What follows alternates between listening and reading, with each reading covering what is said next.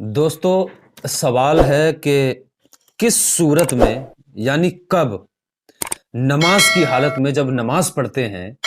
تو نماز کی حالت میں وہ کون سی صورت ہے کہ آمین کہنے پر نماز ٹوٹ جائے گی، نماز ختم ہو جائے گی، نہیں مانی جائے گی۔ بہت اچھا سوال ہے۔ سوال کرنے والے نے سوال کیا ہے کہ نماز پڑھتے ہوئے وہ کون سی صورت ہے کہ آمین کہہ دینے سے نماز ٹوٹ جاتی ہے۔ تو اس کا جواب سن لیں۔ کتاب کا نام ہے غنیہ، صفحہ نمبر ہے 417۔ اس میں لکھا ہوا ہے کہ نماز کی حالت میں اگر آپ کو چھینک آ گئی اور چھینکنے والے نے کہا الحمدللہ، جیسا کہ کہنا ثواب ہے اور جائز بھی ہے، اور اللہ کا شکریہ ادا کرنا بہت بڑی نعمت ہے کہ اللہ نے آپ کو یہ توفیق دی ہے کہ آپ اس کی نعمتوں پر شکر ادا کرتے ہیں۔ تو جب آپ کو چھینک آئی اور چھینکنے والے نے کہا الحمدللہ،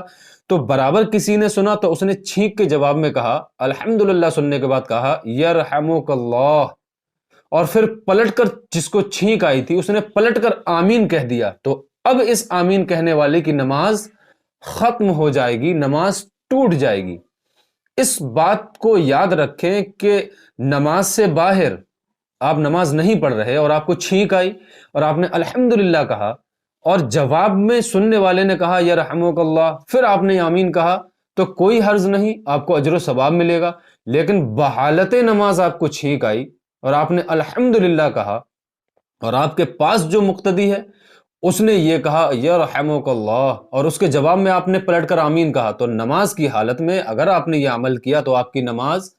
ٹوٹ جائے گی، ختم ہو جائے گی، آپ کو دوبارہ نماز ادا کرنی پڑے گی۔ تو اس بات کو ذہن میں رکھیں کہ نماز سے باہر